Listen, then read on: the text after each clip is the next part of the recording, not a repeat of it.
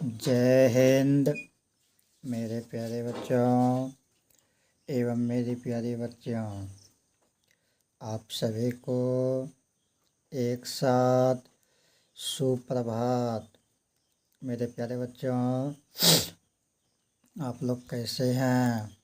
आशा करते हैं आप लोग बहुत स्वस्थ होंगे, मग्न होंगे, अच्छे होंगे।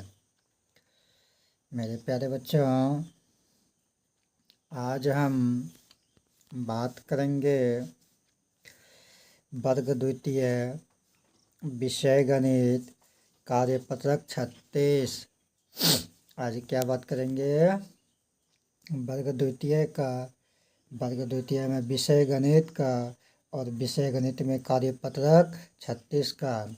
इससे पहले हम कार्यपत्रक छोड़ चुके हैं 32 के बाद 33, 34, 35 नहीं लिए हैं, जो कि 33, 34, 35 में किसी कारणवश उसको छोड़ दिए हैं। अगले दिन बताएंगे, है ना। पहले जटिल चीज़ को देखिए। अभ्यास करने में पहले जटिल चीज़ को अभ्यास करना चाहिए और एग्ज़ाम में बनाने में सबसे पहले सरल चीज़ को बना लेना चाहिए, है ना। तो अभी हम लोग अभ्यास कर रहे हैं, जो उससे थोड़ा जटिल लगता है उसे पहले हम लोग जो है कर लेंगे अभ्यास। फिर उसके बाद जो आसान है, जो सुविधा है, वो तो हो ही जाएगा। तो इसीलिए मेरे प्यारे बच्चों, अभी हम लोग बात कर रहे हैं वर्ग द्वितीय विषय गणित कार्यपत्रक 36 और इसमें सीधा क्या कहता है, हल कीजिए।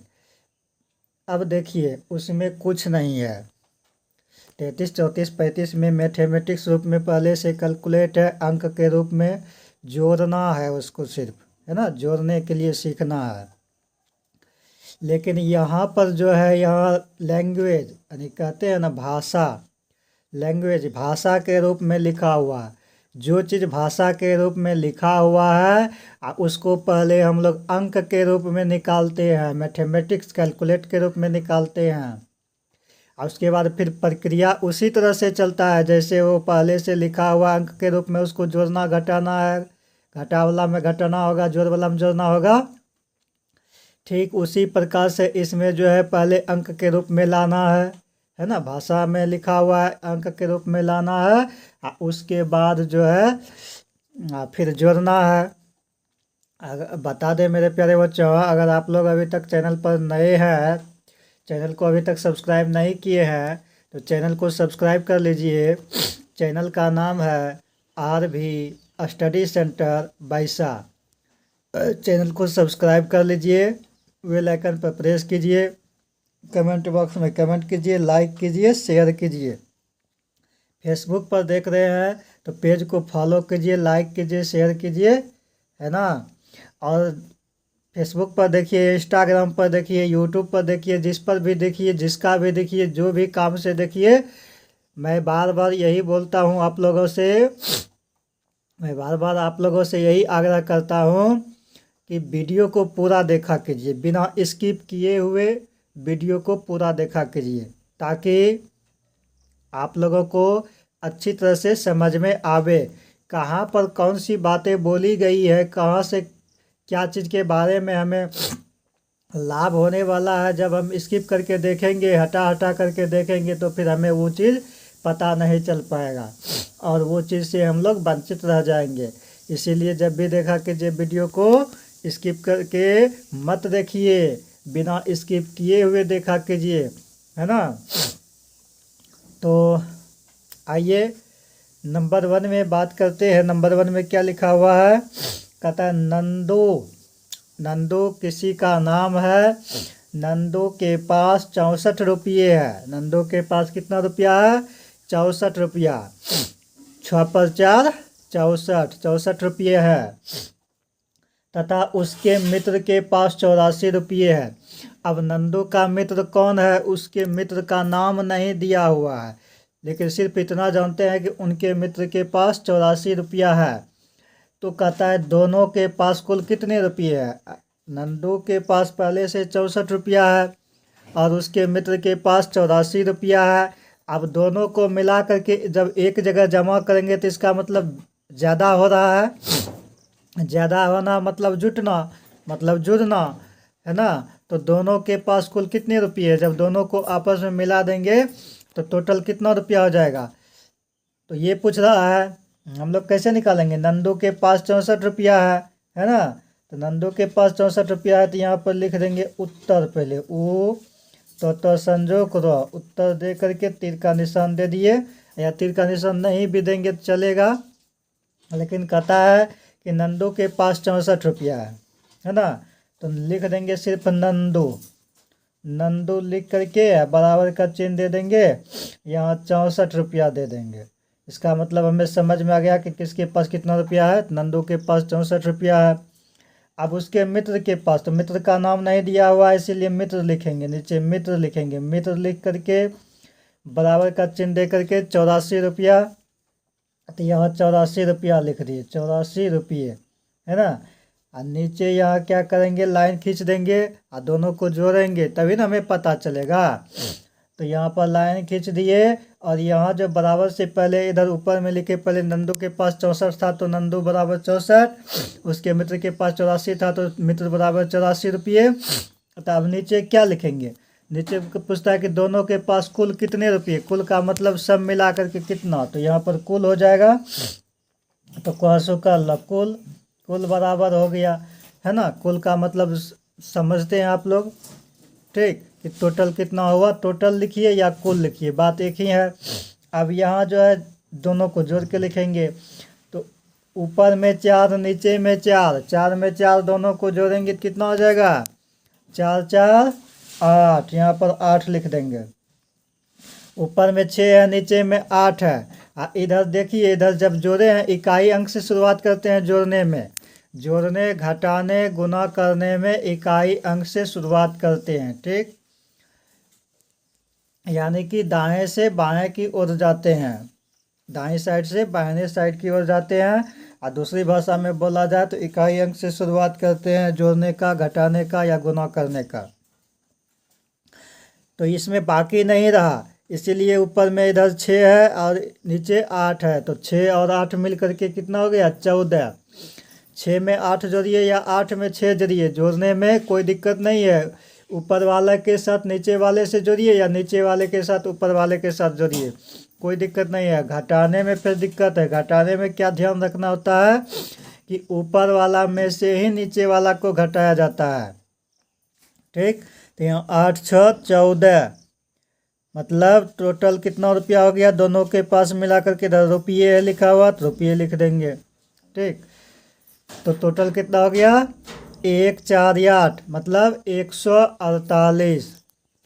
नंदू और उसके मित्र के पास, दोनों के पास जब रुपया है तो उसको दोनों को मिलाए तो 148 रुपया हो गया। चलिए अब 2 नंबर में, 2 नंबर में क्या कहता है, 2 नंबर में आते हैं, राम ने गणित में, अब हम लोग परीक्षा देते हैं, आप लोग परीक्षा देते हैं, है ना। परीक्षा तो सबको देना पड़ता है, जो पढ़ाई करता है तो परीक्षा तो देना ही पड़ेगा। तो परीक्षा में हम लोग क्या जानते हैं कि जो भी विषय का परीक्षा देते हैं वो कितना नंबर का होता है, 100 नंबर का होता है। वो कितना नंबर का होता है, 100 नंबर का होता है, यानी 100 नंबर का परीक्षा होता है। उस 100 नंबर में देखता है कि कौन कितना नंबर ला पाता है, जो जैसा लिखता है उसको वैसा नंबर मिलता है। तो वही बात कर रहा है कि राम ने गणित में 100 में से 80 अंक प्राप्त किया, है ना। राम ने गणित में 100 में से 80 अंक प्राप्त किया। राम परीक्षा दिया किस विषय का, गणित विषय का। और आप लोग को पहले से पता है कि 100 नंबर का एग्जाम हुआ है, परीक्षा हुआ है, तो उस 100 नंबर में से गणित विषय में 80 नंबर लाया, किसने, राम ने। तथा हिंदी में 100 में से 92 अंक प्राप्त किए। और राम ने ही हिंदी विषय का एग्जाम जब दिया, हिंदी विषय का परीक्षा जब दिया तो 100 में से 92 अंक प्राप्त किया। तो कहता है बताइए उसने दोनों विषय में कुल 200 में से कितने अंक प्राप्त किए। तो स्वाभाविक बात है कि जब दो विषय का परीक्षा दिया तो 200 नंबर का परीक्षा दिया, 200 नंबर में एक में 80 नंबर लाया, एक में 92 नंबर लाया, तो दोनों विषय में कुल कितने नंबर लाया 200 में से। तो यहाँ पर नाम नहीं लिखेंगे, है ना, उत्तर लिख देंगे, और यहाँ पर नाम नहीं लिखेंगे क्योंकि अलग अलग आदमी ने परीक्षा नहीं दिया, एक ही आदमी ने परीक्षा दिया लेकिन अलग अलग विषय में दिया है, तो उस विषय का नाम लिखेंगे, है ना, किस विषय में कितना नंबर लाया। तो यहाँ पर कह रहा है राम ने गणित में 100 में से 80 अंक प्राप्त किए, तो कौन सा विषय में, गणित विषय में, तो यहाँ गणित लिख देंगे, और गणित बराबर कितना अंक लाया है 80 अंक, ठीक, 80 अंक लाया है तो 80 अंक लिख दिए। और दोनों विषय मतलब दोनों को जोड़ना है ना, तभी ना हम लोगों को पता चलेगा कि दोनों विषय में पूछ रहा है, दोनों विषय में मिला करके कुल कितना अंक लाया। तो फिर नीचे हिंदी विषय, तो हिंदी लिख देंगे इधर, गणित के नीचे हिंदी, अब बराबर 100 में से कितना नंबर लाया है 92 लाया।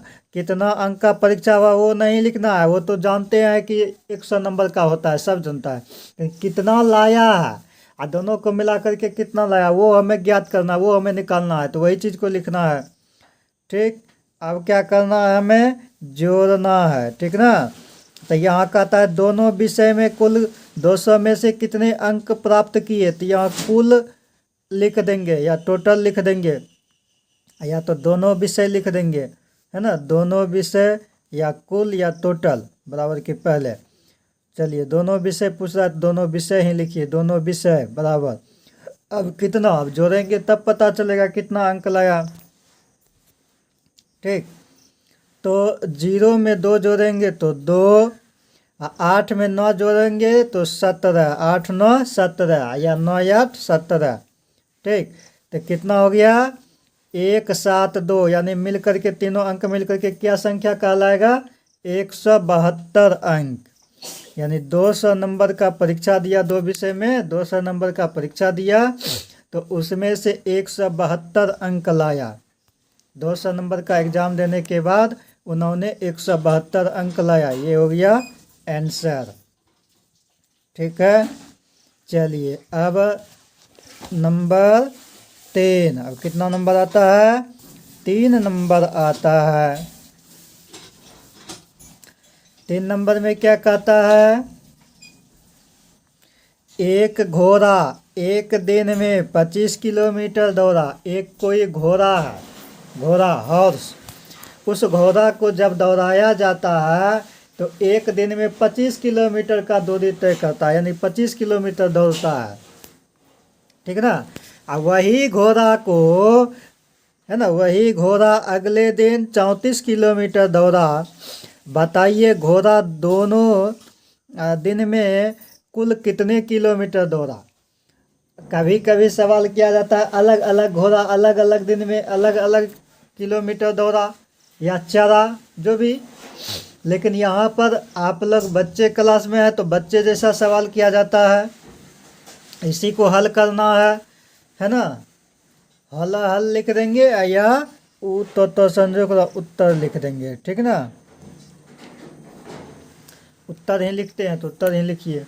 चलिए अब क्या कहता है कि एक घोड़ा एक दिन में 25 किलोमीटर दौड़ा। एक कोई घोड़ा है, उसको जब दौड़ाया गया तो एक दिन में उसने कितना किलोमीटर दौड़ा 25 किलोमीटर दौड़ा, ठीक। और वही घोड़ा को, उसी घोड़ा को अगले दिन मतलब उसके सुबह हो करके दौड़ाया तो वो घोड़ा फिर 34 किलोमीटर दौड़ा, है ना। तो बताइए घोड़ा दोनों दिन में कुल कितने किलोमीटर दौड़ा। तो यहाँ लिखेंगे पहला दिन, पहला दिन, सिर्फ पहला दिन लिख करके बराबर का चिन्ह दे देंगे। पहला दिन में एक घोड़ा एक दिन में है तो वही घोड़ा अगले दिन में, तो इसका मतलब घोड़ा क्या लिखेंगे दिन, कौन कितना दिन में जो है कितना किलोमीटर दौड़ा, और तब दोनों दिन मिला करके कितना दौड़ा ये पूछ रहा है। तो इसीलिए जो है हम दिन के बारे में लिखते हैं। पहला दिन कितना किलोमीटर दौड़ा तो 25 किलोमीटर दौड़ा, 25 किलोमीटर, 25 किलोमीटर लिख देंगे। और दौड़ा है तो इसको भी लिखना है तो इसको भी लिख दीजिए, दौड़ा 25 किलोमीटर दौड़ा। अब अगले दिन लिखिए या दूसरे दिन लिखिए, है ना। इसमें लिखा, क्वेश्चन में कह रहा है कि अगले दिन 34 किलोमीटर, तो अगले लिखना है तो आप भी अगले लिख दीजिए, या तो दूसरे दिन लिख दीजिए।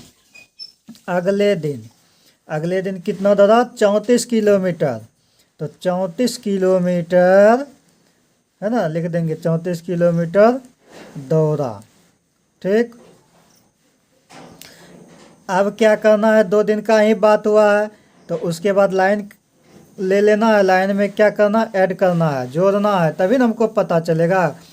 क्योंकि यहाँ पूछ रहा है ना, बताइए घोड़ा दोनों दिन में कुल कितने किलोमीटर दौड़े, कुल कितने किलोमीटर दौड़े। तो यहाँ कुल किलोमीटर लिख देंगे, या तो कुल सिर्फ लिख देंगे या टोटल, या दोनों दिन में, है ना, 2 दिन में।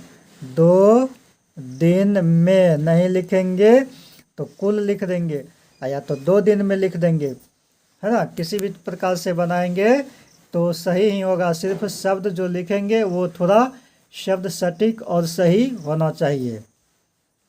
अब जोड़ेंगे, 5 में 4 जोड़ेंगे तो 5 4 9, और 2 में 3 जोड़ेंगे 2 3 5, तो टोटल कितना हो गया, 59 किलोमीटर। कितना हो गया, 59 किलोमीटर दौड़ा। ठीक ना, 59 किलोमीटर दौड़ा। यानी कि पहला दिन में 25 किलोमीटर, अगले मतलब उसके सुबह होकर के अगले दिन में 34 किलोमीटर, और दोनों दिन मिला करके 59। चौकियों पूछिन नहीं, दोनों दिन मिला करके 59 किलोमीटर दौड़ा।